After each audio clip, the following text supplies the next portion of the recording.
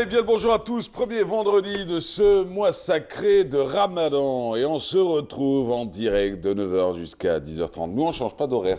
Ça aurait été bien qu'on décale d'une petite demi-heure. Tu rajoutes une petite demi-heure de sommeil et puis tu fais une petite demi-heure de plus après.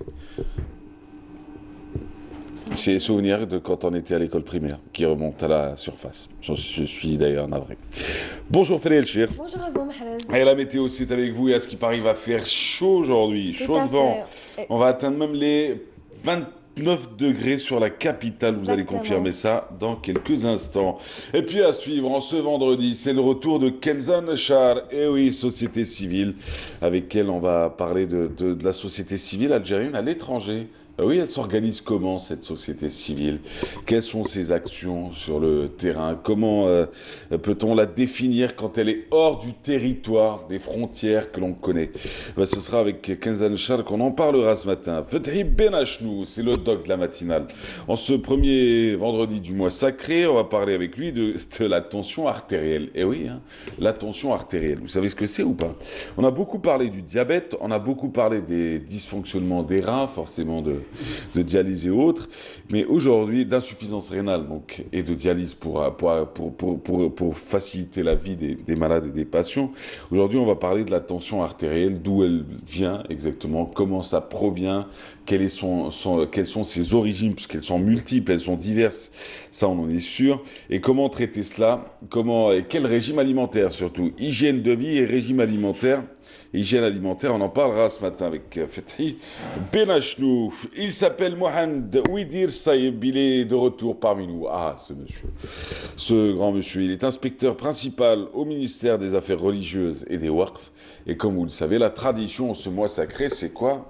Ah, j'avais des nuages, j'ai pas essuyé mes lunettes. Alors du coup, la tradition dans l'émission, c'est que pendant le mois sacré, effectivement, tous les vendredis, nous avons un représentant du ministère des Affaires religieuses et des Waqf pour aborder une question. Voilà, une question liée à la théologie, à la religion, à l'islam. Et puis on finira avec Skandar Saleb, il est organisateur d'un événement qui s'appelle la Mrassem. Sihem Saïdi, elle est artiste, elle fait de la poterie d'ailleurs. Et elle aussi, elle organise cet événement, le Mrassem. Il est à découvrir ce matin sur le El Mrassem. Voilà. Il est à découvrir ce matin sur le plateau de la matinale. Ben voilà, bienvenue à vous tous. Bienvenue sur Canal, bienvenue au 21 boulevard des Martyrs. Sans plus tarder, c'est la météo, c'est juste après le jingle. Avec Mobilis, suivez l'air du temps. Mobilis, partout, avec vous. Et donc ça se passe avec vous, Félix Elchir. Bonjour On y à va la vous. météo du jour. Bonjour à vous, Mahrez, et bonjour aussi à tous ceux qui nous regardent ce matin. Excellent réveil à vous tous. En effet, il fera chaud aujourd'hui, le soleil s'imposera largement, les températures repartent à la hausse. Côté ciel, on attend un temps souvent dégagé pratiquement sur tout le pays. On notera tout de même beaucoup de brouillard en début de matinée. Sur la partie sud, le temps sera variable vers le Hogar, le Tassili, avec une activité pluvieuse orageuse à partir de cet après-midi donc. À noter un temps voilé en fin de journée à l'intérieur est. Les températures, les voici. Elles repartent à la hausse au nord comme au sud. 29 pour Alger, 27 à Annaba, Skikda, 30 à Tiaret, 31 degrés, Tlemcen, Al-Bayad, Galma, c'est le maximum. Sur la partie sud, on relèvera 28 à Biskra, 42 à Simsou, 38 à Gardaya, Bisha, 40 à Tindouf, 42 à Dar Salah, 36 à Manrasset, Janet, 39 à Ilizi et un maximum de 45 degrés pour Bojbedji Mkhtar et Ngezam. Ce matin, place au continent européen. Et bien aujourd'hui en Europe, en revanche, le temps s'annonce gris pratiquement partout. Le soleil aura du mal à s'imposer. Les températures en baisse, les maximales, notamment vers l'est. Le temps sera couvert et pluvieux aujourd'hui à Copenhague, Berlin, Prague. Des nuages se concentreront à Bucarest avec une activité orageuse. Un temps gris et pluvieux aussi à Dublin, à Londres, à Paris, voilé à Berne, Bordeaux, Marseille, dégagé à Rome. Voilé aussi à Madrid, Lisbonne, côté température, 17 pour Prague, un minimum de 13 degrés à Copenhague, même température pour Dublin, 15 à Londres, 18 à Bucarest, 19 Varsovie, Budapest, 23 vers le sud à Athènes, 22 à Rome, 16 à Paris, 21 degrés à Marseille et enfin le maximum aujourd'hui pour Madrid, 24 degrés. Le mercure indiquera donc 24 degrés pour pour Madrid.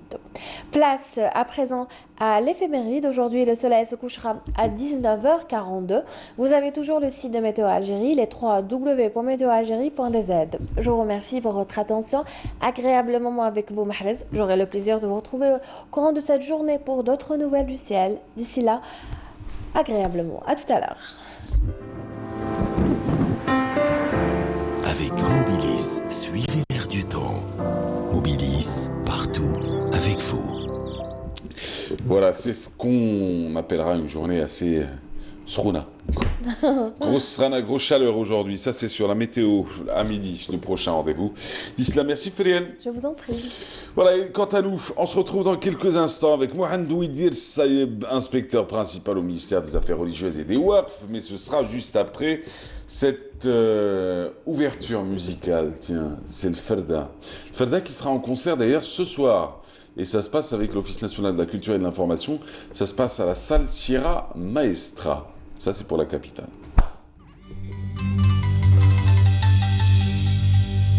يا العالم ما في صميم جود عليا برضاك نرتحم حرم تاج الكرم وزواجه بالتميم واهلو عمامو يا العالم ما في الصميم جود عليا برضاك نرتحم حرم تاج الكرم وزواجه بالتميم واهلو عمامو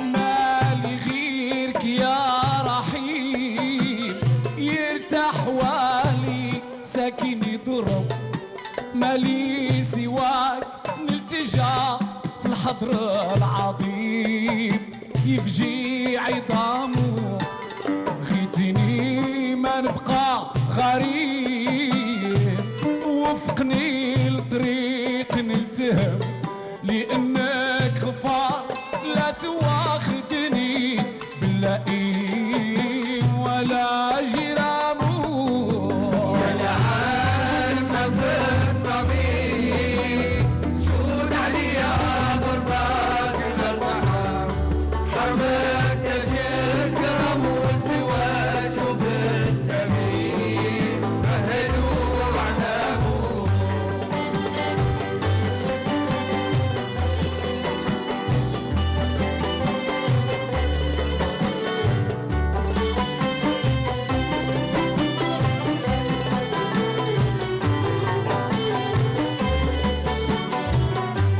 لورة العبد اللئيم يرجع من سواك يرتحم ولورة السعيد يرجع من الجحيم يخلف مقامه ليس يكبر عندك عظيم ساعة غفار الجميع من ظلم والله ما يخيب من قصدك يا مقيم يدفار برامو يا العالم ما في الصميم جود عليا برضاك نرتحم حرمك تاج الكرم وزواجه بالتميم واهلو وعنابو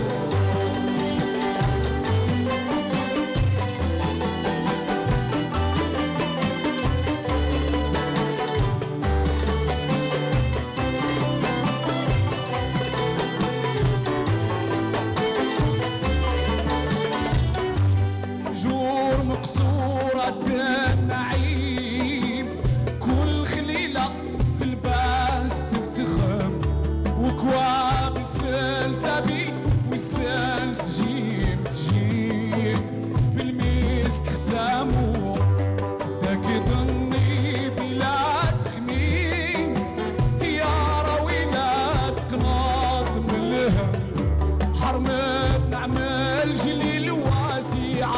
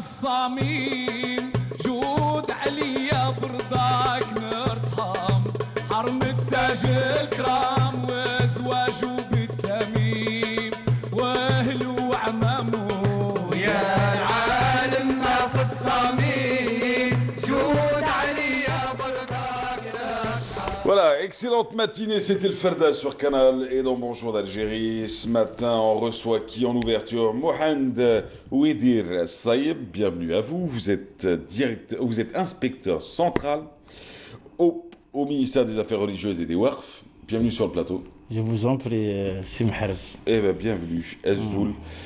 Spa al-Khair. Et ce matin, on va parler du jeûne, mais juste avant d'entamer la question du jeûne, juste avant de parler des obligations, des bienfaits, des mérites et autres, on va peut-être commencer par le rôle que joue aujourd'hui le ministère des Affaires religieuses et des Waqf. On était en train de parler il y a quelques instants en coulisses de ce qui se passait dans les marchés. Les marchés, vous avez parlé de l'exemple de Bouira, vous parlez d'autres exemples. Que fait exactement le ministère des Affaires religieuses et des Waqf? Voilà, il encourage de pareilles initiatives. Oui. C'est des initiatives qui prouvent la bonne appartenance de notre société à la religion de l'islam, en fixant les prix à 50 dinars et moins.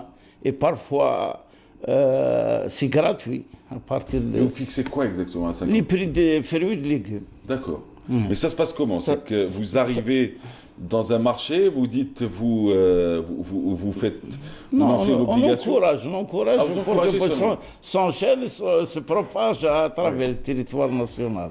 C'est bien, mais pour les diminuer, les pauvres, c'est une bonne opportunité. 50 dinars, maximum. Ah oui. C'est quelque chose de nouveau pour notre marché. Surtout pendant le mois de Ramadan. Ça s'est passé à Bouira, il y a d'autres villes qui vont faire... Sharf al-Ash, c'est une daïra dans la wilaya de Bouira. Oui. Et c'est enchaîné par le marché de Drab Makhda, juste à côté de Tizi Ouzou. C'est quoi, c'est un effet boule de neige? Inch'Allah, ça va se faire au fil des temps, au fil des jours. Eh bien, très bien. Mohand Ouedir, avec vous, Ouedir. Alors, on va parler d'abord du jeûne. Comment peut-on définir le jeûne? Bon, on en parle beaucoup sur la question scientifique et sur la question santé, mais avec vous, on va peut-être en parler sur le côté religieux. Comment définit-on le jeûne dans la religion? Tout simplement, le fait de jeûner, c'est de renoncer et de s'abstenir à boire et à manger et aux relations conjugales licites dès l'apparition de l'aube jusqu'au Maghreb, jusqu'au coucher du soleil. En plus, il faut éviter il y a certaines actions, les éviter pour ne pas rompre votre jeûne et ainsi vous aurez un crédit d'une journée en bonus. En bonus. Alors, quelles sont les obligations du jeûneur? Tiens. Le jeûneur, il est impératif qu'il s'abstienne, je l'ai dit déjà, à boire et à manger, d'entretenir des relations conjugales licites dans cette période. La première obligation, s'abstenir, mais avant ceci, il faut avoir une résolution profonde, à la profonde de lui-même pour être sincère dans ce fait de jeûner toute cette période. D'accord. Alors on peut parler aussi des bienfaits du jeûne. Il y a le côté de santé. Le côté de santé, ça fait beaucoup de choses qui pourraient faire qui pourraient faire beaucoup de bienfaits par assainir les intestins. Le fait de jeûner, ça assainit les intestins et ça régénère l'estomac en même temps. Ça débarrasse le corps des produits résiduels et ça soulage encore l'embonpoint Pour ceci, notre cher prophète il a dit ce mot, tasihou. Jeûner, vous acquérez la santé. C'est quelque chose, c'est presque ces choses-là. Il y a le côté social aussi, ça donne l'occasion aux musulmans de le faire d'une façon solennelle, ce qui se passe à travers les gestes caritatifs, les gestes de bienfaisance.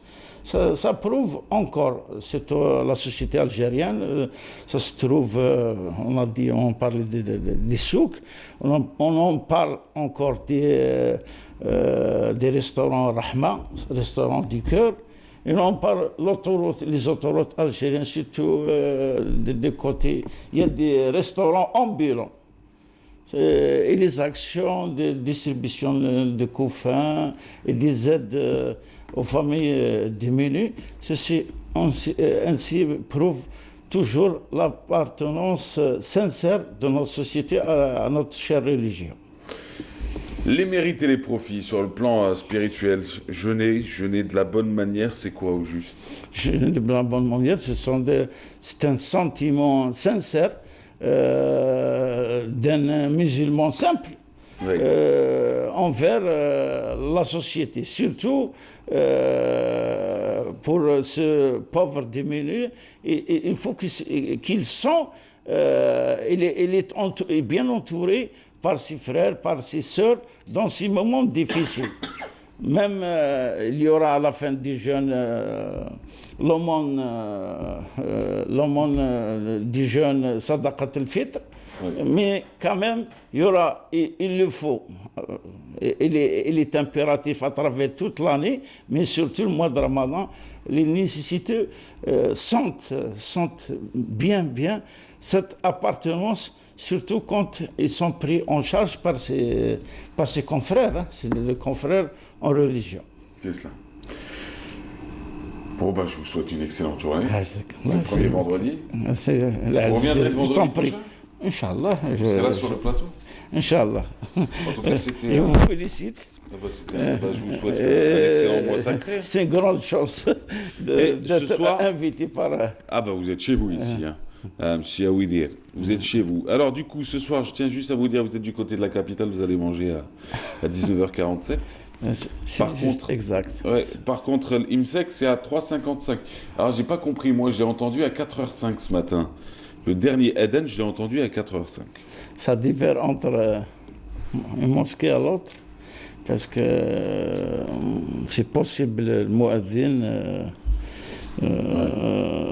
il faut faire distinction entre le premier adhan et le deuxième adhan. Oui, et en plus, il me semble que c'est 20 minutes avant, je crois. 10 à 20 minutes avant. 10 minutes. 10 minutes, voilà. 10 minutes, ça. C'est ça. Moi, j'ai entendu une fête à 4h05.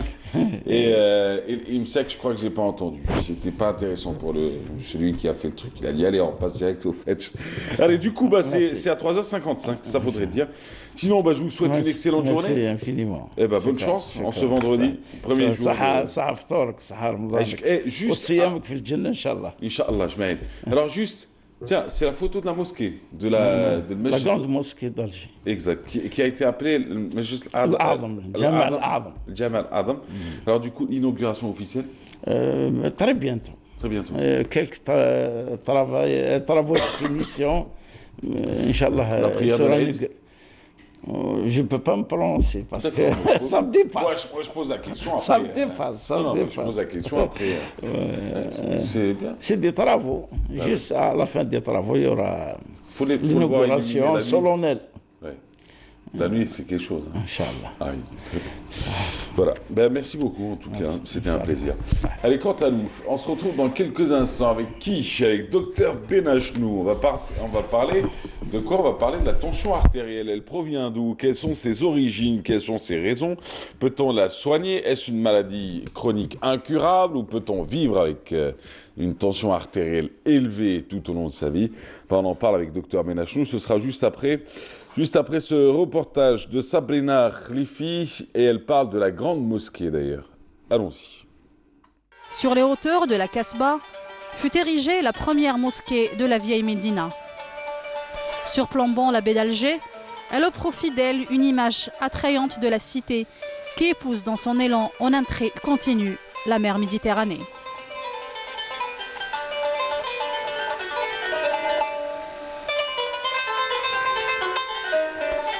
Cette mosquée, qu'on découvre à l'angle des rues Al-Zirari et Sidi Rmdan, a été édifiée bien avant l'arrivée des Turcs, non loin de la première Kasbah berbère, au haut de l'escalier du boulevard Abdelrazak Haddad, ex-Verdun. On l'appelait autrefois mosquée de la Kasbah, Jama' Kasbah al-Qadima. Jama' Sidi Rmdan est un échantillon des édifices où pria la première population d'Al Jazair.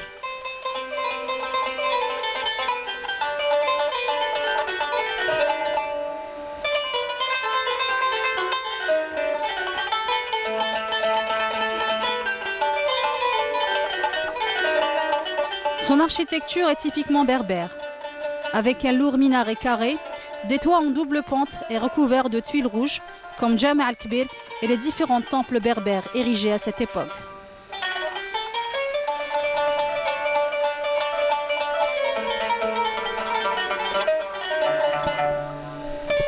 Ces 9 travées perpendiculaires au mur de la Qibla reposent sur 18 colonnes massives et lui donnent une allure imposante.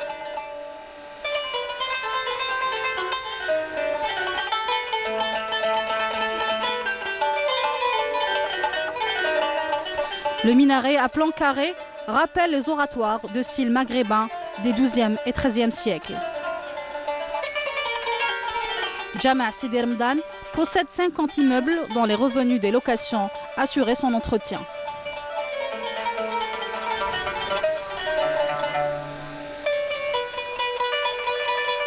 Cette mosquée est de nos jours l'un des édifices parmi ceux construits durant la période pré-ottomane, les mieux entretenus aussi bien à l'intérieur qu'aux alentours.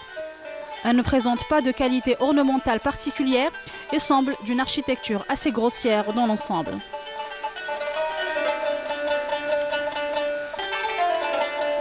Cette mosquée correspond au cadre pauvre et austère dans lequel priaient les premières populations de la ville d'Alger.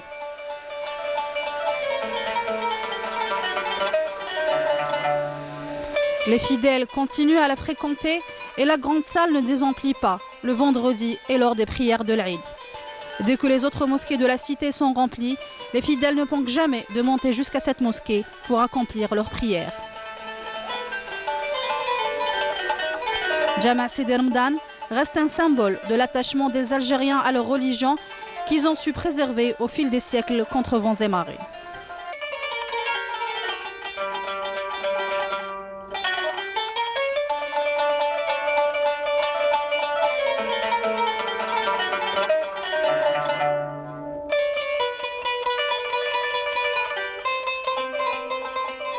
Ah, c'est une belle mosquée en tout cas. C'était une barade signée Sabrina Khelifi. Bonjour monsieur. Bonjour, cher ami. Comment allez-vous? Ça va? Bien. Tranquille. Alhamdoulilah. Votre montre, elle date de quelle année? C'est pas une moquerie, hein, bien au contraire, parce que j'aime beaucoup les objets anciens. Et je voulais savoir de quelle année elle... Là, à peu près, disons qu'elle a à peu près 20 à 25 ans. D'accord. Et j'y tiens beaucoup, elle vient de la Mecque. C'est un homme de la Mecque. On a été là-bas et qui m'a spontanément... hein, offert une montre. on n'a pas été dans un magasin comme ça. Hein. On était en mission dans un cadre officiel. On était attablés et spontanément, il me l'a offerte et je tiens beaucoup. Comme ça, spontanément. Il l'a enlevé de sa main et vous l'a donné. Wallahi al-Adim, il l'a enlevé de sa main, il me l'a offert. Vous savez, je peux vous raconter l'histoire, parce que moi j'ai vécu toutes les époques. C'est que docteur Benachnou se réveillait à 10h30, dormait à 18h. C'est quoi, vous étiez tout le temps en retard ou c'est juste... Je vois pas le rapport avec la montre. Oh, docteur Benachnou. Je vois pas du tout le rapport. Offrir une montre, ça a une symbolique assez particulière. Ah bon? Oui. Moi, j'ai aimé ce en retard? côté spontané. Non.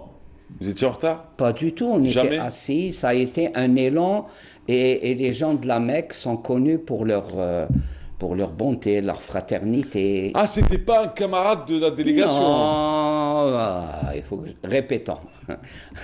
On était en délégation officielle et quand on est en délégation officielle, c'est pas les grandes délégations, Oui. hein. Et il y a toujours les locaux qui vous accueillent, qui vous guident, avec qui vous allez travailler, accomplir votre mission. Et c'était une conférence scientifique sur l'impact du sérum de vérité, voilà, tout ça. Et comme ça, spontanément, le gars m'a dit, je te l'offre. Eh ben, c'est gentil. C'est un gars de l'Arabie Saoudite. Et 25 ans après, vous l'avez toujours. Voilà. Docteur Benachou, on va parler de la tension artérielle aujourd'hui. Ça, c'est plus important. Et c'est très important aussi. Non, c'est très important. Parce que j'entends les discours de gens qui interviennent pour le mois de carême. Attention, les maladies chroniques, comme la tension artérielle. Je crois que même au niveau du vocabulaire, il faut apporter, c'est pour ça que j'ai décidé d'intituler ma chronique. Premièrement, la tension artérielle, la tension artérielle, c'est ce qui nous permet de vivre. Tout le monde a une tension artérielle. Oui. On confond avec l'hypertension artérielle. C'est ça. Qu'est-ce que ça veut dire l'hypertension artérielle? C'est une perturbation de la tension artérielle physiologique, normale, qui est compatible avec la vie. Tout ça, c'est assuré par le cœur et les vaisseaux qui font partie du système cardiovasculaire. Parce que nous avons des systèmes au niveau de notre corps, le système digestif, le système respiratoire, le système rénal, beaucoup de systèmes qui assurent une fonction. Alors là, on a ce qu'on appelle le système cardiovasculaire. C'est le cœur et les vaisseaux. Le rôle de ce système, la fonction de ce système, c'est de dispatcher, pour prendre un mot anglais, c'est d'envoyer le sang à travers tout le corps. Ce petit poil, si vous l'arrachez comme ça, oui, il y a une goutte de sang qui va. Pourquoi? Parce que premièrement, l'être humain a 5 litres de sang environ, voilà, c'est ce qu'on appelle, et c'est important dans le sens aussi où toute partie de notre corps a besoin de sang. Pourquoi? Parce qu'il apporte essentiellement de l'oxygène qui est essentiel, qui est vital. Et deuxièmement, ce sang, on parle ça du système cardiovasculaire, il va se charger du sang chargé de gaz carbonique et il va apporter l'oxygène. Alors il y a des organes nobles qui sont extrêmement importants et qui sont sensibles à cette tension artérielle. Tension, pourquoi tension? Parce que le corps doit fournir une certaine énergie qu'on appelle tension artérielle pour pouvoir expulser, envoyer le sang au niveau. Mais des conditions essentielles, regardez l'artère normale, regardez les globules rouges qui circulent, oui, et là, ils peuvent être bouchés par notre alimentation, c'est ce qu'on appelle un athérome ou un anévrisme qui va fragiliser cette artère, et là, le sang ne peut pas regarder en haut, les globules rouges sont à l'aise, elles circulent, mais quand il y a un obstacle, les globules rouges s'agglutinent, c'est comme un barrage, s'agglutinent. Et le fait de s'agglutiner, ça va élever la tension artérielle parce qu'il n'y aura pas cette fluidification. Donc, ce qui est important, avoir la tension, c'est bien. C'est normal, quand on est mort, on n'a plus de tension. Mais la maladie, c'est l'hypertension artérielle qui est due, alors soit un athérome qui bouche, ça va entraîner, soit ces artères sont souples, mais avec l'âge, les parois vont devenir dures, et ce qui fait que le sang va venir buter et fragiliser encore plus. Qu'est-ce qu'on appelle un AVC? Oui. C'est l'éclatement d'un vaisseau sanguin provoquant une hémorragie. Là, c'est ce qu'on appelle l'AVC hémorragique, soit on peut avoir l'AVC ischémique. Ça veut dire quoi, ischémique? La paroi, l'artère va rester normale, elle va pas péter, comme on dit, dans l'AVC hémorragique, mais dans l'ischémie, il n'y aura pas une fluidité du sang qui va circuler. Et là, c'est très, très... voilà pourquoi on parle d'une tension. Les tensions, il y a des normes physiologiques, c'est-à-dire qu'il y a des normes naturelles que l'on calcule en millimètres de mercure. Mais ça, c'est une vision, parce que le mercure, on ne l'utilise pas. L'OMS a demandé à ce qu'on ne l'utilise pas, parce qu'il est polluant. Donc, il y a beaucoup maintenant d'appareils de prise de tension. Ce qu'il faut recommander aux gens, c'est premièrement d'apporter une attention particulière, c'est-à-dire de vérifier régulièrement leur tension artérielle. J'ouvre une parenthèse pour dire que, vu les mauvaises habitudes alimentaires, les comportements, d'habitude on dit la tension, comme on dit dans le langage courant, la tension c'est que pour les personnes âgées. Attention maintenant, ceux qui sont victimes de tension. C'est une idée reçue. C'est une idée reçue et c'est la portion des jeunes. Ce qu'il faut, c'est contrôler sa tension, un excellent appareil et d'excellentes situations de prise de tension. Regardez, le bras n'est pas comprimé par le vêtement parce que chez nous, on a tendance à relever. Non, le bras doit être libre et la tension doit être prise au creux du coude. Ça, c'est important. Il faut être au repos. Oui. Et il faut être au repos, ça c'est important parce que, et là je m'adresse aux gens, regardez, c'est ça une situation parfaite, il y a une relaxation et ne pas, dès l'entrée dans une polyclinique ou chez le médecin, prendre sa tension, c'est catastrophique. On aura les résultats sont faussés. Il faut ne pas se baser sur un seul contrôle, c'est des chiffres, un seul contrôle de la tension artérielle, mais il faut régulièrement suivre et c'est ça auquel on doit arriver dans notre pays, dans notre prise en charge des patients algériens, c'est ces conditions-là d'excellent suivi. Alors, je parle du relevé des tensions artérielles. Il doit être propre, il doit être bien écrit. Ça ne doit pas être des gribouillis n'importe comment. Il doit comporter le nom de celui qui a pris la tension et des chiffres. Une recommandation. Très souvent, les malades nous disent oui, j'ai pris ma tension, c'est 12, c'est 8, c'est 15, c'est 13. Alors, la tension, c'est 2 chiffres. Pourquoi 2 chiffres? En arabe, on dit le kbira ou sghira. Et le kbira ou sghira, c'est bien montré. C'est 2 chiffres. Et là, ça relève du cœur quand il se remplit de sang. Oui. Et quand il y a une éjection, et ce qui est étonnant, c'est ça la nature, elle est toujours merveilleuse, la puissance du cœur quand il se contracte pour un petit organe, c'est quelque chose de merveilleux, mais cette contraction, elle peut être perturbée, attaquée par différentes situations. C'est pour ça qu'il faut contrôler régulièrement sa tension et deuxièmement, passer chez le cardiologue pour évaluer son cœur. Deuxièmement, il faut avoir une activité physique et ne pas se presser et dire « Ah, moi, quand je monte des escaliers, mon cœur bat trop fort. » Ça, c'est tout à fait normal, sauf quand on a l'habitude d'être statique, de ne pas trop bouger et qu'on veut faire du sport ou quelque chose. À ce moment-là, c'est assez dangereux. On va imposer le quoi. Et là, on montre un élément essentiel qui est le sel. Là, le sel qu'on achète, c'est l'ennemi numéro 1. Voilà. Mais attention, il faut bien préciser. Là, ce qu'on vend, c'est le NaCl. Pour faire du sel, on fait du chlorure de sodium. Ce qui est important, c'est le sodium en lui-même. Il faut faire attention. Là, ça n'est pas s'interdire. Vous savez que le cœur fonctionne avec du sel. Il y a des échanges, c'est trop long pour expliquer. Donc, le sel est essentiel. Là, à des doses bien précises. À des doses bien précises, très important. Et répartir la dose. Ce n'est pas à chaque repas. Et hélas, on voit beaucoup de jeunes, quand ils sont à table, quand ils sont dans leur sandwich, ils salent beaucoup. Et ça, c'est extrêmement dangereux. Ce qui fait que...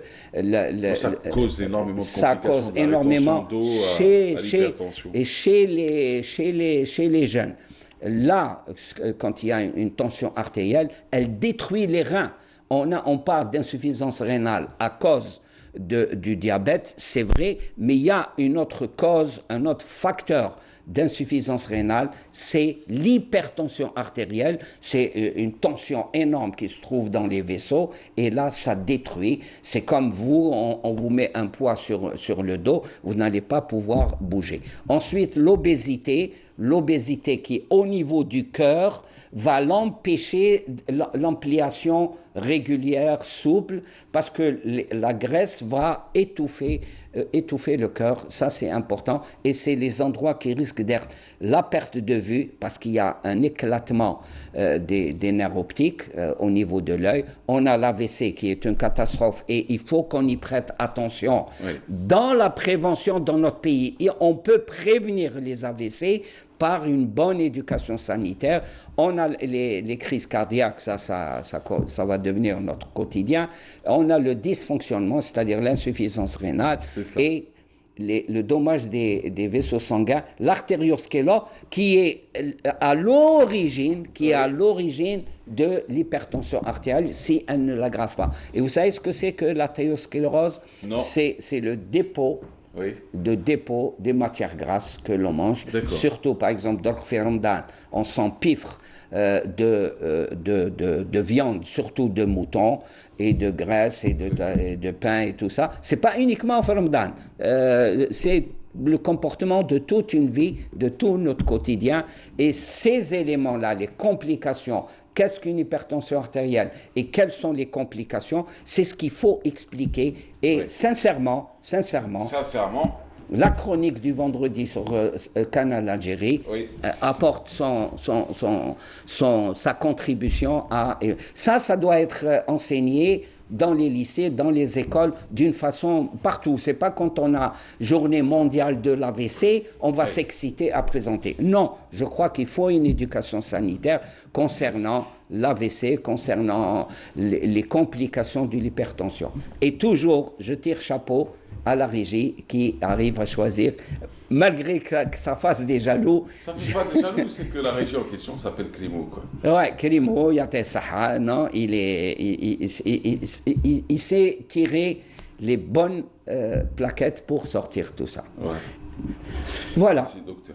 Je vous en prie. J'en avais marre d'être assis. Aïe. C'est pas mes propos qui vous ont fait peur. Vous contrôlez votre tension? Oui, comment vous dire, docteur Benachou, je suis en chantier. Donc du coup, je suis en travaux là actuellement. Je ne sais pas si vous le savez, mais je suis en travaux. Je fais plusieurs médecins. Je passe chez l'ORL, je passe chez l'interniste, je passe chez le cardio, je vais passer ensuite chez le gastro. C'est un bilan, un check-up. Non, il faut le faire. D'une vie, hein. Non, il faut le faire. Ça, c'est important parce que c'est les. Alors, je suis à 18. J'étais à 18. C'est bon. C'est bon. Moi, je suis de ceux qui préfèrent une tension basse, mais pas une tension effondrée. Quand je dis basse, c'est pas effondré. Mais docteur Benachou, vous savez, moi, j'ai appris à plus m'énerver. Voilà, ça c'est... Et dans le dommage des vaisseaux sanguins, la cigarette, où est-ce qu'on en est? J'arrive. Je supporte plus. Ça y est. Non, allez, oui, allez-y. Non, parce qu'on m'a dit assis-toi. Je répondais, je supporte plus la chaise. Ouais. Je supporte plus la chaise. C'est des années que je suis debout, depuis septembre, on m'oblige à m'asseoir. Je n'aime pas. Je n'aime pas la chaise, j'aime pas le pouvoir. C'est fou, hein. C'est. Le kursi, voilà. Le kursi, ça Maintenant, ça fait peur le kursi. Hein. Les gens hésitent de s'installer. Oui. Ça va aller. Vous savez, il y a combien de salariés dans ce. Ouais. Vous voulez du jour au lendemain, ça y est. Je passe là. Non, oui. Non, c'est vrai. C'est pas faux ce que vous dites, c'est un fait de société réelle. Ouais.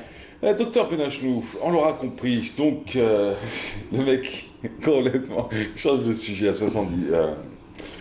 Non, mais c'est bon, c'est pour baisser un petit peu. C'est vrai, de temps en temps, il faut présenter ces problèmes-là, parce que très souvent, les gens, quand on explique la physiologie, ça, c'est les trucs naturels, ce qui va se passer, et que l'on peut éviter. Ce sont les facteurs de risque évitables.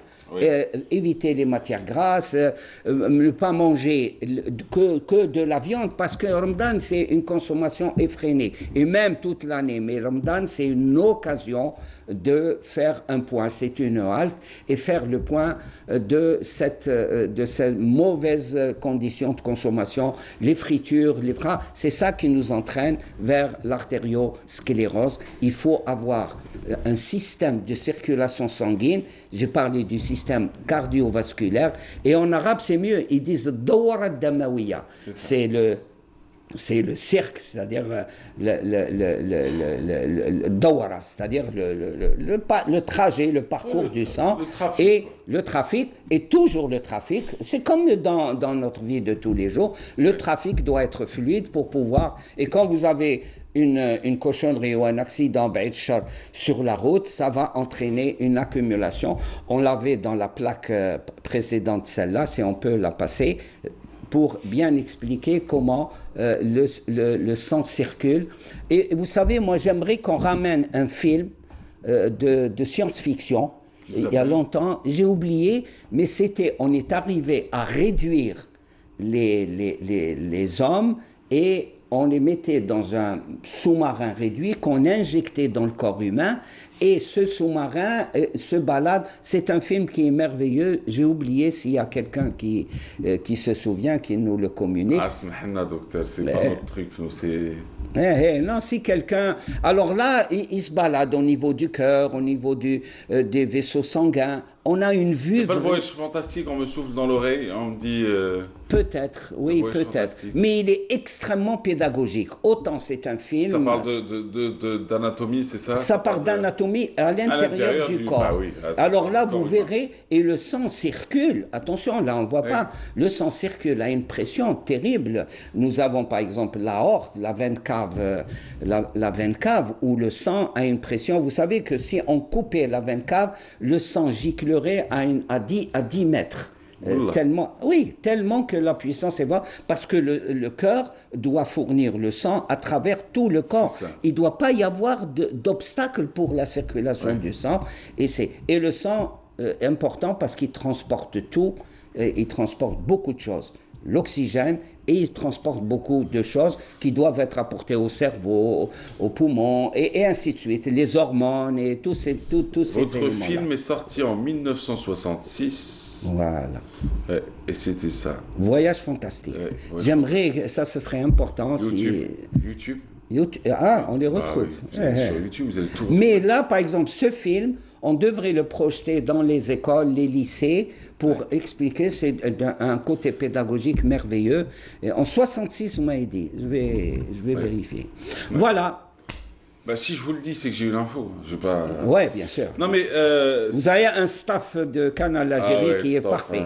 Un staff top, vraiment top. Et le film a été réalisé par Richard Fletcher. Voilà. Waouh.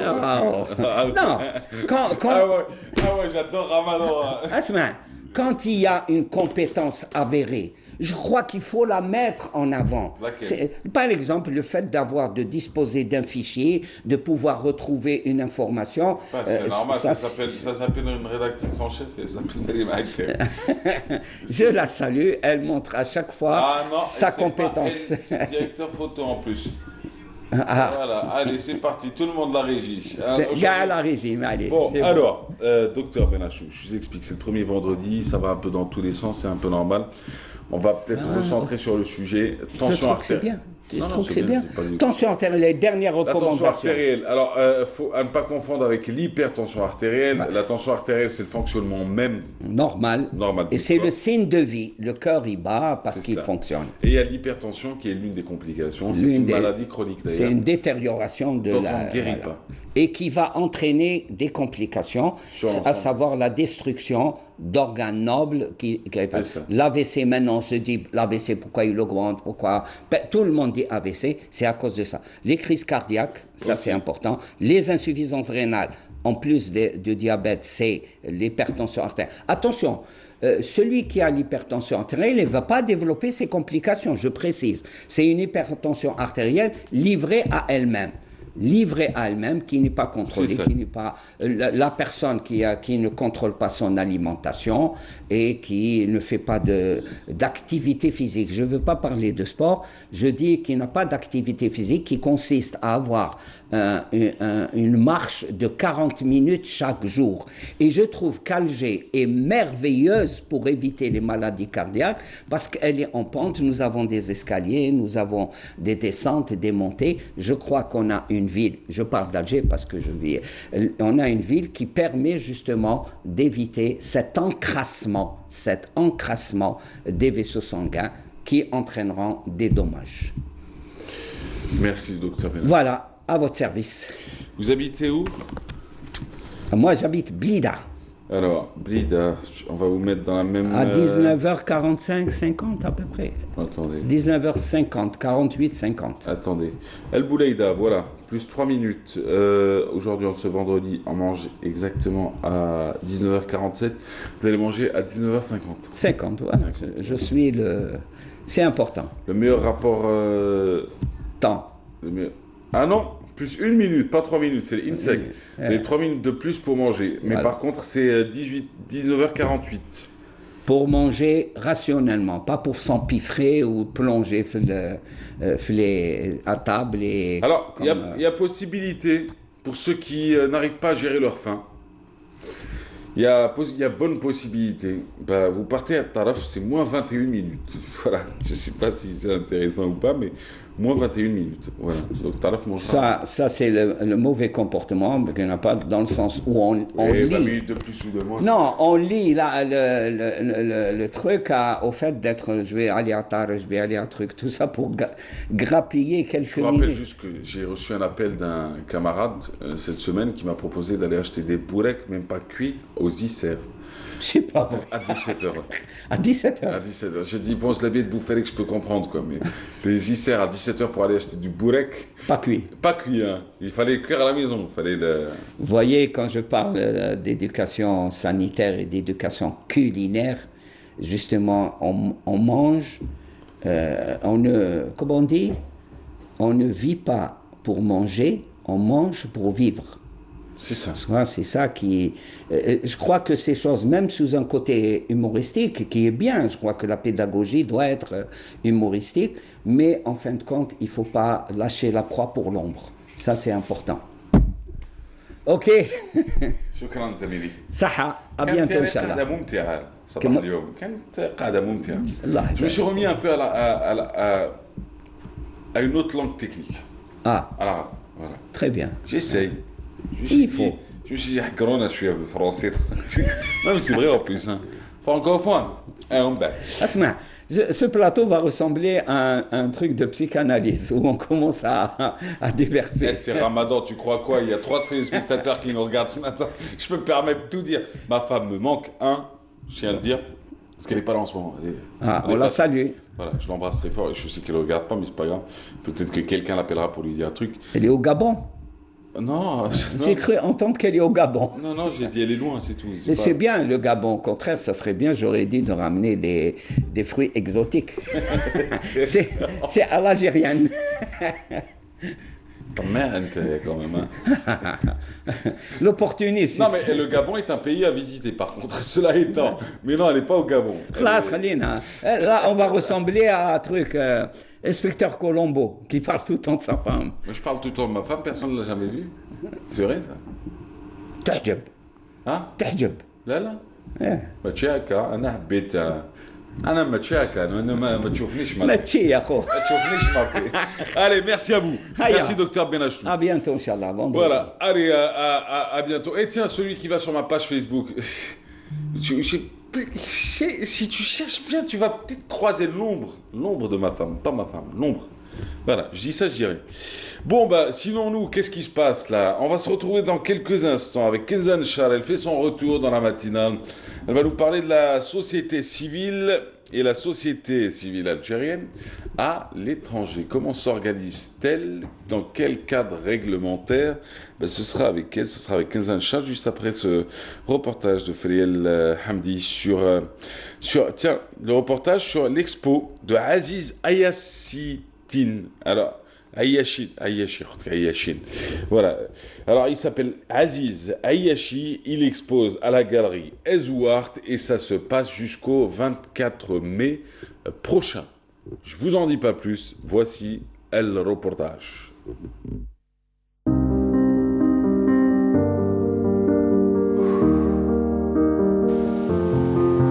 La galerie d'art Ezouart présente les travaux de l'artiste Aziz Ayashin du 4 au 24 mai. Une exposition qui propose un style particulier avec une démarche persévérante et une beauté dans les formes.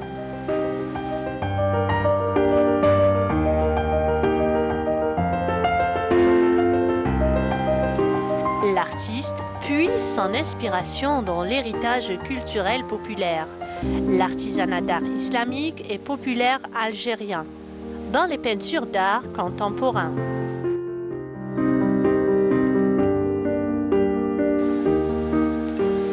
Il donne une grande importance à l'esthétique de ses œuvres et leur lien étroit et intime avec l'ancien et authentique patrimoine algérien.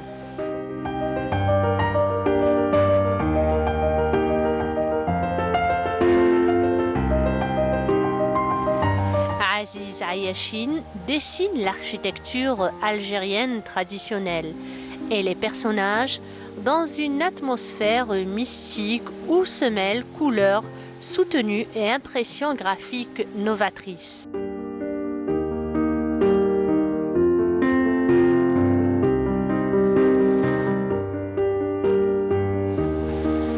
Aziz Ayachine, artiste peintre et calligraphe, compte à son actif plusieurs expositions individuelles et collectives en Algérie et ailleurs.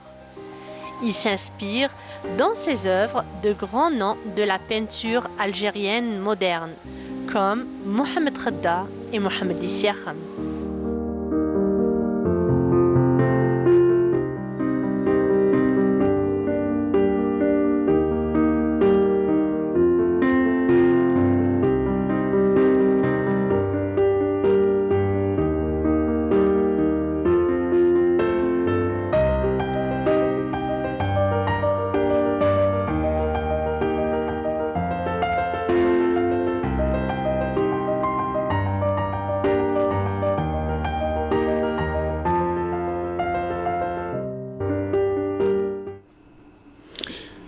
Voilà, l'exposition de Aziz Ayachine, ça se passe à la galerie Esouart et c'est jusqu'au 24 mai prochain. C'est Feli Alhamdi qui nous en a parlé. Alors du coup, Kezan Char, bonjour. Bonjour. Vous habitez quelle ville? Alger. Alger, vous mangerez ce soir à 19h47. Vous mangez dans la rue ou vous mangez chez vous? Non, hier, dans la rue. Enfin, dans la rue. Dans notre deuxième maison, dans ma deuxième maison avec Nesl Khair, dans le chapiteau Adi Tuftal. Ouais. C'est à Ain Benyan cette année. Oui, c'est à Ain Benyan. C'est bien. Magnifique. Okay. Toujours, on recharge nos batteries pour le mois de Ramadan. Magnifique. Combien de capacité d'accueil? Alors, non, capacité d'accueil, c'est toujours 1000, c'est sur 2 vagues. Mais alors, hier, comme c'est Adi Tuftal, la nouveauté, c'est que ça se déplace chaque fois dans une différente commune. Donc, pendant de longues années, vous étiez resté à Bab el Oued. Hein. 2 ans. On a fait la première grande, c'était à Chevalet. Par la suite, on est passé à Bab el Oued. 2017-2018. Voilà. Et cette année, c'est à Ain Benyan. C'est à Ain Benyan. Ouais. Il y a du monde? Alhamdoulilah, oui. Il y a du monde parce qu'en fait à Ain Benyan il y a beaucoup de chantiers là-bas, donc là on est en train d'accueillir les gens qui travaillent dans les chantiers et puis voilà, donc et surtout les passants, Abel Sabil, les familles aussi démunies. Vous savez bien qu'on a un espace consacré aux familles, donc Ah, ça tombe très bien, hein, donne l'occasion, parce que juste après on va parler de la société civile, hein, et notamment la société civile, son organisation à l'étranger. Alors c'était quand? C'était avant-hier, on avait fait la route Alger-Sétif-Kharata. Ouais. Forcément c'était pour la commémoration du 8 mai 45, et sur la route on a été rattrapé par l'Aden, on était à Ain Arnet, ouais. Donc à quelques kilomètres de Kharata, on devait être à une quarantaine, voire une trentaine de kilomètres, un peu plus de Kharata. Là, c'est Sétif, Kharata, c'est Béjaïa. Bon, je veux dire, j'ai même pas besoin de l'expliquer, les gens le savent. Mais ce qui est fabuleux, c'est l'élan de solidarité des villageois, des différentes communes de la Daïra d'Ain Arnet et des différentes communes de toutes les Daïras qu'on a traversées, qui vous limite l'impression qu'ils t'agressent sur la route. Et c'est ça, et ça c'était fabuleux. D'ailleurs, j'avais diffusé une vidéo, une interview avec des jeunes bénévoles pour dire un peu l'élan de solidarité pendant le mois sacré, et comme quoi même ceux qui sont de passage, qui traversent et qui ne sont pas forcément dans le besoin, eux aussi peuvent bénéficier de cela. Bah ouais, parce que loin de chez vous, forcément... On a souvent, il y a des personnes qui viennent, qui habitent seules chez eux, ils nous disent, on ne vient pas là exclusivement pour manger, on vient là juste pour vous aider, pour être, comme on dit, Beljumaya. Donc le Ramadan est un mois assez sacré, mais voilà, il faut qu'il y ait une continuité aussi de tout cet élan de solidarité durant l'année. Kenza Al-Char, vous étiez à l'étranger pendant un moment. Oui. Deux week-ends. Ouais. Deux week-ends. C'était quand même long. Juste les week-ends. Hein. Après, je revenais, il fallait bosser. Ah bah oui. Ah, vous repartiez que le week-end? Oui. Ah, c'était bien. Ça faisait très week-end, quoi. Très week-end. Oh. Ouais, ça devait être étrange, mais c'est... Alors, du coup, vous avez fait Malte et puis vous avez fait Montpellier. Montpellier, exactement. On en parle. Allez-y. C'était lors de la conférence des deux rives Forum de la Méditerranée. Donc, en fait, cette conférence-là, c'est une initiative du président Emmanuel Macron, qui est basée, c'est une initiative qui est basée sur le dialogue 5+5. Donc, mais cette conférence-là, ce qui a de différent, c'est que c'est aller d'une manière encore beaucoup plus inclusive, mais en impliquant surtout de manière beaucoup plus forte la société civile. Donc en fait, cette conférence, ça se passe sur 3 étapes. Donc la première étape, c'est 5 forums thématiques dans 5 pays différents. Exemple, comme en Algérie, ça s'est passé le 8 avril, c'était au CIC, donc c'était autour de l'énergie. À Malte, donc là où j'y étais, c'était jeunesse, éducation et mobilité. Aussi à Montpellier, c'était médias, culture. Donc chaque pays, il y a une différentes thématiques. Donc lors de ces forums-là, c'est des workshops. Donc ces workshops-là regroupent des représentants de chaque pays, des pays de 5 pays de la rive nord et 5 pays de la rive sud de la Méditerranée. Ces personnes-là, c'est des représentants du gouvernement et des représentants de la société civile de leur pays. On les regroupe autour de ces thématiques-là. Oui. L'objectif est qu'il y ait une naissance de nouveaux projets ou relance d'anciens projets, ces projets-là qui travaillent justement les pays de la Méditerranée, que ce soit dans la culture, dans l'art, dans les 5 différentes thématiques. Donc ça, c'est la première étape. La deuxième étape, à l'issue de ces 5 forums, évidemment, il y a des projets qui ressortent, il y a des suggestions politiques qui ressort. Donc, toutes ces propositions-là sont recueillies en Tunisie. Ça va se passer d'ailleurs le 11 et le 12 juin. C'est une synthèse justement de toutes ces propositions-là. Donc, il y aura 15 projets qui seront retenus. Il y a différentes, il y a une feuille de route qui sera proposée, qui sera lue enfin le 23 et le 24 juin au niveau à Marseille. Oui. C'est une feuille qui sera lue par le président Emmanuel Macron. Voilà. Président français. Le président français, c'est une initiative française. Voilà. Donc, pour ma participation, c'était en fait le gouvernement français a fait appel à l'expertise suisse pour la gestion des travaux de groupe.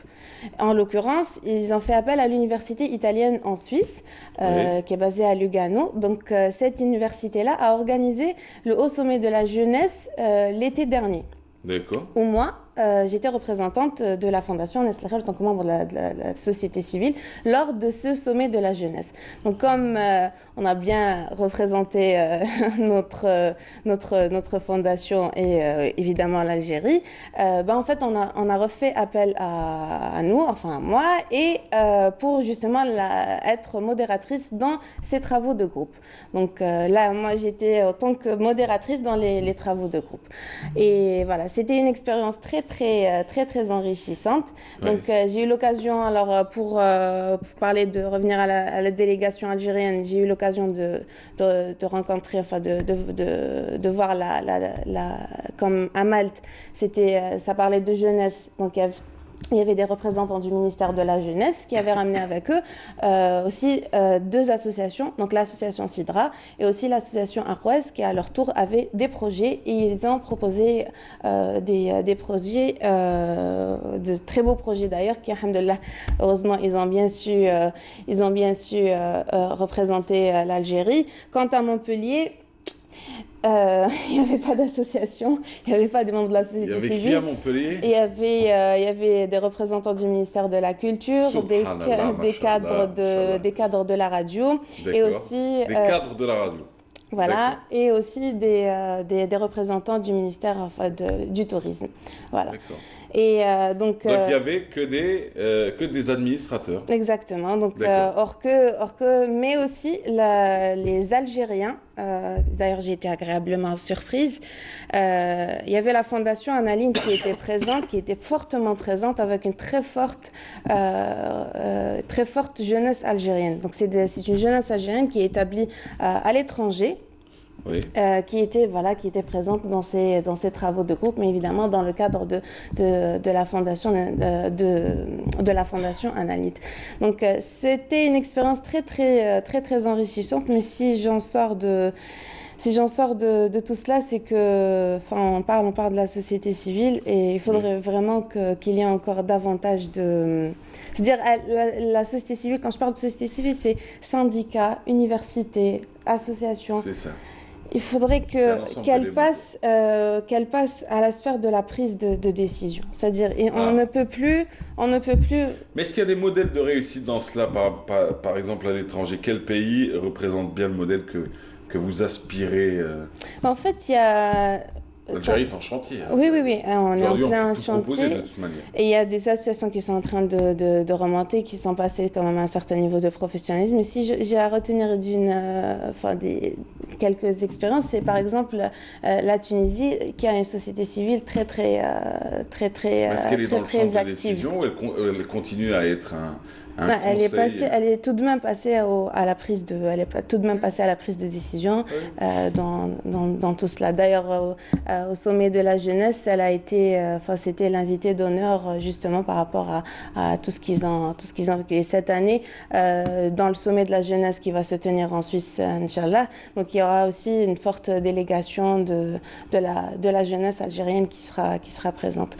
Donc justement, alors lors de ces 2 week-ends, j'ai eu l'occasion d'un petit peu de côtoyer quelques Algériens qui habitent à Paris, mais aussi à Montpellier.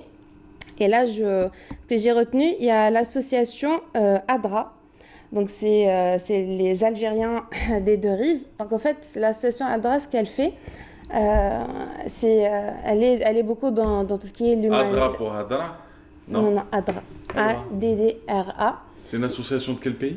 Elle est en France, c'est une association d'Algériens. Donc en fait, ce qu'ils font, c'est un travail remarquable. Donc, ils sont dans l'humanitaire, la récolte de dents pour les démunis et tout ça. Mais aussi, ils font ce qu'on appelle des permanences juridiques. Donc en fait, ils font appel à des juristes qui donnent des conseils pour des étudiants et des familles qui ont des difficultés administratives ou des difficultés juridiques à titre gracieux. Donc ils leur font, c'est une séance de 30 minutes de conseils juridiques. Et moi, comment j'ai pu connaître... J'ai eu connaissance de cette association. J'ai rencontré une étudiante qui m'a parlé de cette expérience et quand même, par le biais de cette association, elle a pu finir ses études parce qu'elle avait quelques difficultés. Donc, grâce à cette association, elle a pu finir. Mais c'est Algériens des 2 rives et leurs amis. Et leurs amis, voilà. Donc, c'est une association algéro-française. Voilà, ils sont basés à Paris, mais ils activent un peu dans toute la France. Et voilà, donc en ce moment, ce qu'ils sont en train de faire, c'est une récolte de dents. Vous savez, c'est le ramadan, le ramadan. Donc ils sont en train de faire une récolte de denrées alimentaires pour les démunis. Voilà. Shukran. Afwan. Merci beaucoup. Vous mangez où ce soir? Chez moi. Chez vous? Oui. Avec papa, maman? Oui. Tranquille. Inch'Allah. Il y a certains qui voudraient réitérer l'expérience qui avait été menée il y a 2 années. Tiens, pour être plus précis. Non, il y a 3 années. Voilà. Il y a 3 ans exactement. C'était en 2016 et c'était un grand iftar, plus de 1000 personnes sur place Odin, qui avait été financé, contrairement à ce que l'on croit, par une entreprise commerciale. Mais c'est une noble cause. Derrière, il y avait des aspirations pub, ce qui est complètement normal, parce qu'il fallait faire la vaisselle après et l'entreprise qui a financé, Mais au-delà de cela, il y avait aussi des centaines de personnes qui ont pu manger dans la rue, d'autres qui ont pu manger tout court, parce qu'ils n'avaient pas non plus accès à des repas chauds dans cette partie de la capitale, et puis à d'autres de vivre une expérience, et puis de rencontrer les uns les autres, de se challenger un peu, c'est pas mal. Moi, exactement. C'est cool. En fait, on a lancé un challenge. Qui s'appelle Edit Iftar Challenge. Ouais. En fait, l'idée, c'est que dès qu'on invite une personne, un SDF, une personne dans le besoin, en fait, dès qu'on l'invite chez nous, on fait une photo, hashtag Edit Iftar Challenge. Edit Iftar. Ouais. C'est bien. Nas al khair. C'est cool. Il faut activer. Il faut passer maintenant à la construction. Et passer à la construction. Ouais. C'est profond, hein. C'est très profond. Bon, on aura l'occasion d'en parler prochainement. Évidemment. Vous m'avez compris. Bah oui, bien sûr que vous Et nos téléspectateurs aussi. Non, mais chaque jour qui passe est une victoire. Évidemment. Chaque mot qui est dit est une victoire aussi. Merci madame. À vendredi prochain. Exact. Allez, ciao Kenza. Merci Kenza le char. Quant à nous, tiens, vendredi, il va faire chaud, hein, autant vous le dire. C'est pour ça que j'insiste un peu sur où allez-vous manger aujourd'hui. Tiens, si vous voulez répondre à la question. Bon, Instagram, j'y suis plus. Qu'on soit bien d'accord, j'ai décidé un jour de me retirer complètement. Je me suis dit, Instagram est fait pour certains qui aiment Instagram.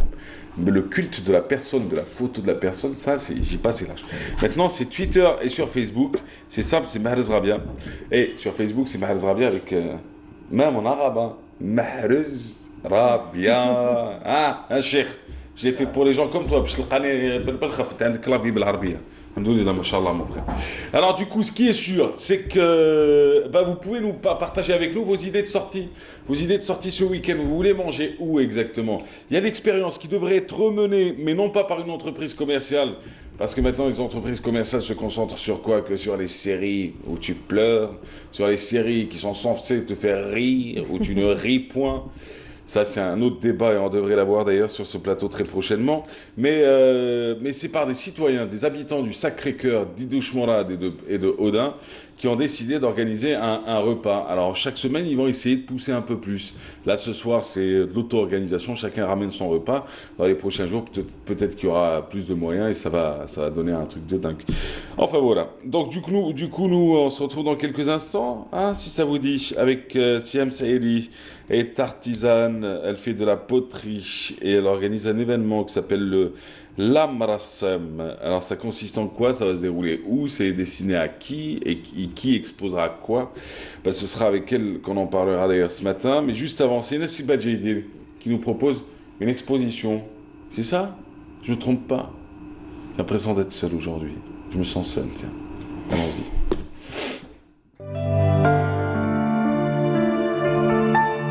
À la galerie d'art Le Pan, des étudiants sont à l'honneur. Des étudiants de l'école supérieure des beaux-arts d'Alger.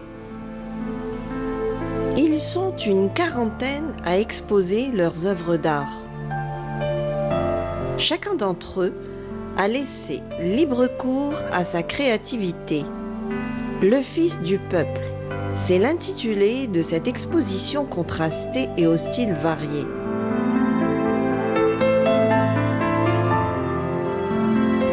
Ils ont participé chacun avec une œuvre. On a une grande diversité dans cette expo. Donc, ils ont travaillé sur une seule thématique qui est le fils du peuple. Mais chacun a travaillé à sa manière, ou ce qu'il ressent, ou il a pu s'exprimer comme il veut. La galeriste nous a donné une chance. C'est une belle expérience pour nous. Elle nous a ouvert les portes pour pouvoir entamer d'ores et déjà notre parcours artistique.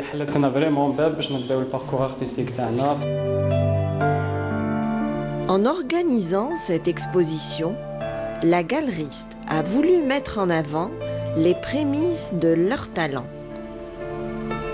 Un talent avec en toile de fond toute une sensibilité en éveil.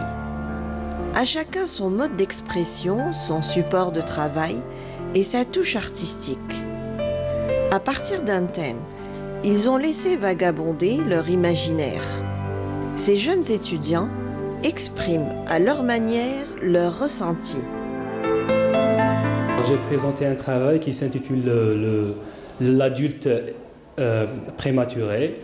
Je voudrais parler sur l'enfance arrachée. Un enfant qui rentre dans le monde des adultes malgré lui. J'utilise toutes sortes d'outils, quoi. D'une base acrylique, mais je rajoute des éléments graphiques. Sur ma toile, j'ai exprimé la joie et le bonheur d'un enfant en pleine nature. Innocent et heureux, il fait ses premiers pas dans la vie. Un long parcours l'attend à l'horizon. Il ne sait pas quel destin lui est réservé.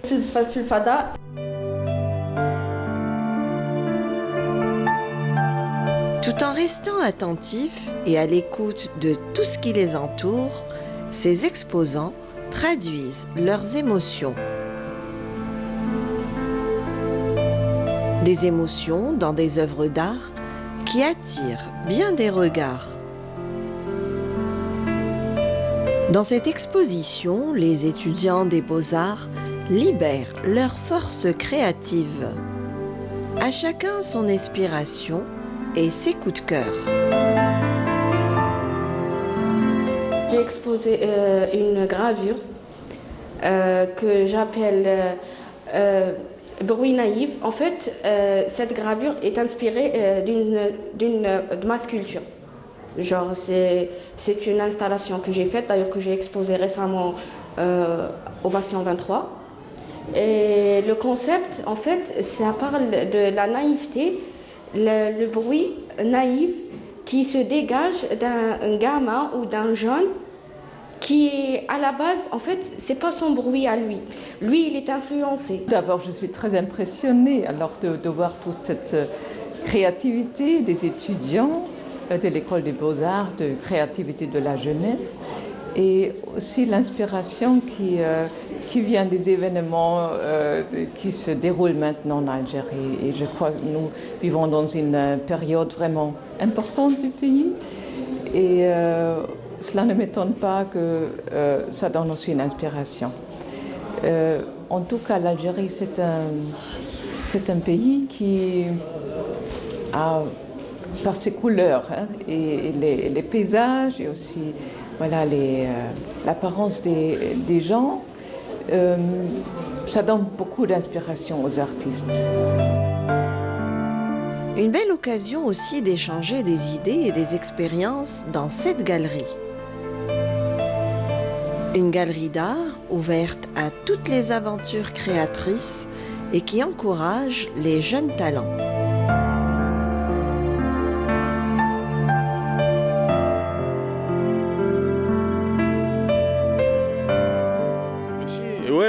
الحمد لله صباح الخير مرحبا بالجميع مرحبا في قناة Canal Algérie. Alors du coup on était en train de parler d'un peu de société. J'ai vu une photo sur Twitter incroyable. Je sais pas ce qu'on pensera Siam Saidi. Qu'est-ce que vous pensez de... C'est trop hein. C'est une table. C'est une table de Ramadan. C'est beaucoup. Ouais. On mettra plus de temps à débarrasser. Exactement. Et à nettoyer jusqu'au IMSEC. Alors, je monte ça rapidement, ça sert à rien pour vous. C'était juste pour moi. Comme quoi, le gaspillage, c'est pas bien. Alors, du coup, c'était Nassiba Djaïd qui nous parlait donc de cette exposition. Donc à découvrir absolument. Sinon, nous, on reçoit ce matin Siam Saidi, bienvenue. Bonjour. Alors, merci. vous êtes artisane. Vous faites de la poterie, de la céramique. Exact. Ce matin, sur le plateau avec vous, on va parler d'une exposition à laquelle vous prenez part. C'est El Marsem. El Marsem ou El Marsem? El Marsem. À la base, c'est un événement. Oui. Il n'y a pas que l'expo artisanale. Et alors? Alors, c'est un événement qui va se dérouler pendant tout le mois de Ramadan. Dans un restaurant au Val d'Hydra. Exactement, résidence Chabani. On peut le dire, allez-y. Bon, c'est le Bosphore, oui, c'est le resto turc. C'est le restaurant turc, voilà. Alors, on a fait l'ouverture avant-hier, le mercredi 8 mai. Oui. Voilà. C'était comment? C'était bien, c'était sympa. Sympathique. Oui, il y avait plein d'invités. Oui. C'était sympa.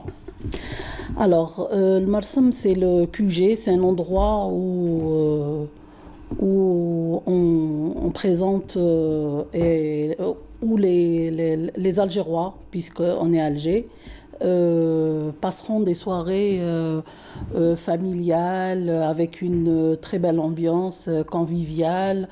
Alors, c'est un programme artistique et artisanal puisqu'il y a l'exposition artisanale qui se déroule sur 3 semaines. Il y aura des groupes des artisanes qui vont venir exposer pendant 3 semaines.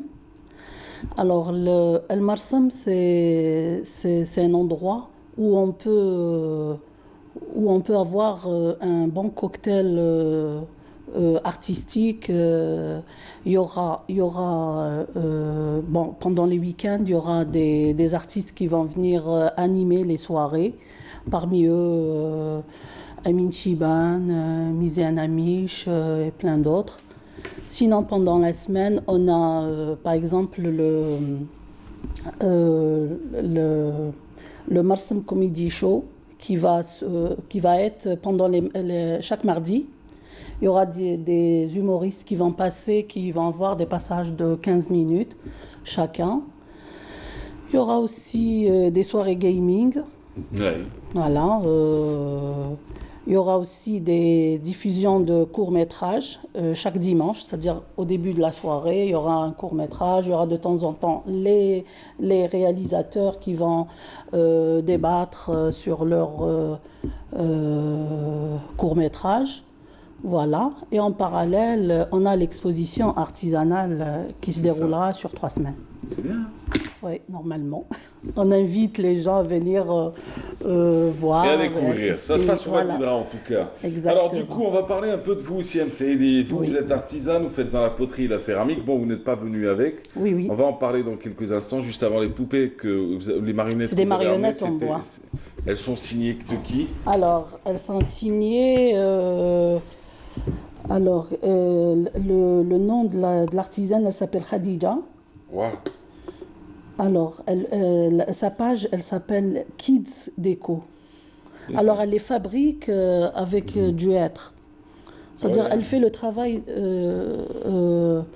manuel. Elle confectionne c'est-à-dire la marionnette et elle fait l'habillage de la marionnette. Et elle fait des spectacles aussi. D'accord.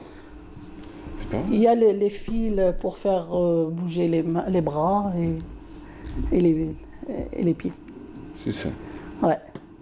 Ouais, c'est pas mal. Et elle expose avec nous, parmi les artisanes qui exposent, il y a une artisane aussi qui fait de la céramique, deux autres qui font le bijou. Il y a une artisane qui fait de la confiture. D'accord. Et vous êtes présente tous les soirs ou est-ce que tous les soirs. Ah, tous les soirs. Mais il y a des... Bon, le premier groupe restera une semaine. D'accord. Il y aura un deuxième groupe aussi ça sera pendant une semaine. Ça va être d'autres exposantes. Ça va, le premier week-end, il y a eu du monde? Ça va. Ça commence doucement Ramadan cette année. Oui, c'est normal. C'est normal. La première semaine, c'est... Alors, quant à vous, on va parler un peu de vous. Vous faites de la poterie et de la céramique. Vous avez commencé ça quand? J'ai commencé ça... Enfin, j'ai pas compté, mais disons... Depuis toujours? Non. Je suis comptable de formation. Vous avez travaillé en tant que comptable? Oui. Pendant combien d'années? Pendant 5 ans. Vous êtes encore comptable? Non. Non. Je travaille plus. Je suis dans l'artisanat. Dans l'État. Oui, vous étiez dans le secteur public. Au public, voilà. Et puis un jour, ça... Oui. Ouais, vous étiez... Exactement. Oui. Vous avez claqué la porte. Exactement. Ça s'est passé comme ça. Beaucoup sont comme vous. Hein. On en a reçu beaucoup des artisans qui ont vécu la même mésaventure, qui avaient de très bons postes, qui étaient employés dans des entreprises, qui étaient heureux, épanouis. Puis un jour, ils ont dit, mais laisse tomber, quoi. J'ai envie de faire autre chose. Exactement. Et vous aviez envie de faire autre chose. Vous lancez dans la céramique, vous faites une petite formation pour ou non, j'ai pas fait. Autodidacte, exactement. Ouais, c'est fou. Hein. Mais j'ai toujours aimé le manuel, le fait main. Ça a toujours été quelque chose que j'adorais faire et tout. D'accord. Et je me suis lancée petit à petit. Oui. Et là maintenant, je suis en plein dedans. Vous êtes dans le boom, quoi. Exactement. Et en même temps, je collabore pour des événements, des expositions un peu partout. Oui. Voilà. Et là, c'est notre événement, El Marsam. C'est pour promouvoir l'art, l'artisanat. On invite. Oui.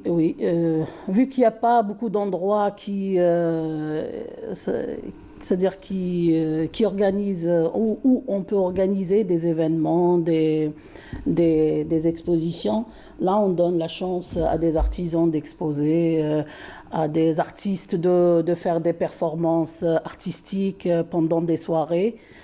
Des artistes qui viennent, ils commencent à dessiner une toile et vers la fin de la soirée, ils présentent la toile pour le public et tout. Ben oui, ça va être en direct, voilà. C'est cool ça. Exactement. L'accès est payant? Non, non. L'accès est gratuit, le parking est gratuit. Merci pour le détail sur le parking, c'est exceptionnel. Exactement, parce que les gens, généralement, ils veulent sortir, mais... ils veulent plus se faire arnaquer. Exactement. Là, le parking est gratuit, il n'y a pas de souci. Voilà. Et l'accès aussi est gratuit. Et vous payez que vos consommations. Exactement. Vous payez ce que vous consommez. Après vous avez le droit de et en même temps, vous profitez de la soirée, que ce soit artistique. Après, il faut apprendre aussi, et ça, je crois souvent ça sur Internet, sur le respect de la tarification. Ça te plaît pas, tu prends pas. C'est simple. Tu n'es pas obligé d'aller crier sur tous les toits sur Internet. Un café à 300 dinars, tu le paieras, que tu le veuilles ou non, dans certains endroits. Si ça te plaît pas, il faut juste éviter l'endroit et te dire que c'est pas l'endroit qu'il te faut. C'est comme quand tu passes à côté de Louis Vuitton. Tu te dis pas c'est une arnaque, tu te dis c'est Louis Vuitton. Et tu vas chez quelqu'un chez qui tu peux acheter. Et en même temps, pardon... Et je peux pas me permettre Louis Vuitton. Au cas où les gens se disent ah ouais, le gars il est arrivé là. Non, je dis juste quand c'est cher, c'est qu'il y a un service derrière et puis on n'est pas obligé de crier au scandale et à l'arnaque à chaque fois. Je veux dire, on peut se dire aussi que ça coûte cher parce qu'ils ont envie que ce soit cher. Voilà. Non, nous on a fait quand même des prix raisonnables. Non, je parlais en général. Oui, pour faire profiter les gens. Parce qu'il était temps qu'on avance un peu. Exactement.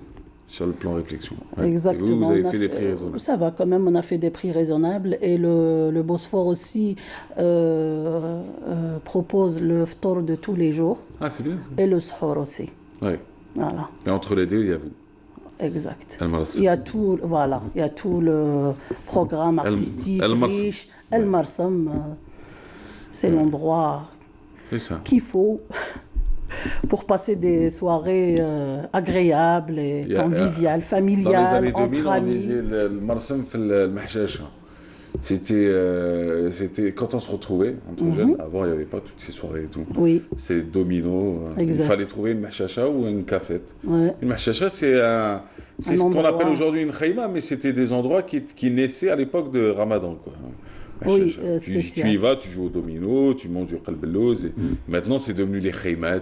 Les khaymat. Et le Marsam, c'était le point de rencontre, quoi. Exactement. Oui, tu l'as le Marsam, le mahchacha, ch'tli le place. C'est ça, c'est tout. Oui. Prochaine expo individuelle pour vous, ce sera pour quand? Pour l'instant, rien. Enfin, il y a des projets, que ce soit des événements ou bien des expos artisanales tout court. Oui. Mais pour l'instant, on est sur El Marsam, on se donne à fond pour donner le meilleur pour le public algérien. Enfin, algérois et algériens, parce que déjà, comme les artisans, on aura quelques artisans hors wilaya déjà. Oui. On va faire profiter les gens bien, pour voir, on leur ramène de l'artisanat de toute l'Algérie. Voilà. C'est très bien. Vous allez exposer pendant tout le mois, vous? Pendant 3 semaines. Ouais. On laissera les derniers jours avant l'Aïd pour les préparatifs, bien sûr, automatiquement. Plus il y a des employés, des serveurs. Exactement, qui vont... Et la plupart viennent d'autres wilayas du pays. Exact. De Kabylie en particulier. Exact. Tout comme moi. Vous venez d'où? De Tizi. De Tizi?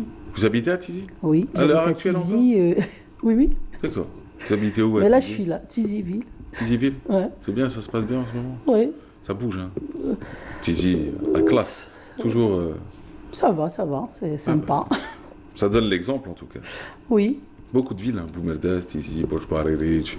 Ouais. Vous avez Béjaïa, vous avez... Vous avez Sétif, vous avez Constantine, vous avez énormément de villes qui se bougent. Et ça, c'est bien, c'est beau à voir. Donc, vous êtes venu de Tizi. Bon, vous allez rester le mois ici, hein. Ça, on l'a compris. Oui. Et puis, vous avez une page Facebook? Alors, Siam Saïdi. Ah, c'est au nom de... Sinon, si. Au nom de l'artisanat. Non, l'événement, il y a la page El Marsam. Elle revient directement. Marsam, on Bah allait oui, dire à la fin. je suis là Non, vous étiez à fond sur spécialement le pour Marsam, ça. on l'a compris. Vous êtes passionné par le Marsam, mais c'est très bien. Hein, c'est ça. Oui, Au on contraire, veut croire en ces offrir le meilleur, Ouais, pourquoi bah pas. oui. Non, vous avez raison. Ouais. Non, mais au-delà de El Marsam, on va rappeler l'adresse de toute façon. Oui. Mais pour vos objets, pour vos créations. C'est mon Facebook personnel, il y a des photos, il y a tout ce qu'il faut. SIH. A. A, pas E. Oh, non, pas E. Saïdi, S-A-I-D. Exactement. Voilà. Pour. Exact, bonne chance. tout à fait. Merci beaucoup. Ben, passez et nous voir. Ah, je viendrai avec plaisir. On m'a parlé de ce concept-là il y a quelques jours. Il y a un ancien collègue dans une autre entreprise qui m'a dit qu'il y avait un truc qui était en préparation au Bosphore et que ça allait être un super beau truc. Oui, Voilà. c'est vraiment sympa. Même la déco de l'endroit, elle a été faite spécialement pour El Marsam et tout. Honnêtement, franchement, c'est vraiment sympa. Voilà. Le quartier est impraticable la journée, je vous le dis dès maintenant, mais en soirée... Mais la nuit, c'est super, sincèrement. Je dis la vérité. On commence par le défaut. La journée, tu évites. Ouais. De toute façon, il n'y a rien à faire. La journée, on n'est pas là-bas. Voilà, mais le soir, fabuleux. Marhaba. C'est vide, c'est tranquille. C'est tranquille, Ouais. il y a le parking, il n'y a pas de parfait. souci. En plus, c'est gratuit. Eh ben, bravo, madame. Merci beaucoup. Merci beaucoup. Merci d'avoir été là. Merci. Bon, c'était l'émission de ce vendredi. Premier vendredi du mois sacré. Manque de sucre, manque de caféine, manque d'eau. Donc, j'ai pu dire peut-être des petites bêtises et des blagues à part. Enfin, des blagues complètement décalées. Mais disons que la relève. Hein, j'ai fait ce que j'ai pu. En tout cas, c'était un plaisir de vous servir. Merci à vous tous. Merci. Bon, on vous souhaite tout simplement une excellente journée. Je ne vous souhaiterais pas un bon ftour à 10h30 du matin. Parce que ce serait quand même grave. Mais sinon, prenez soin de vous, passez une excellente journée, aimez-vous, pas la peine de vous détester, d'autres le feront à votre place. Et camarades, à demain. Inch'Allah. Inch'Allah.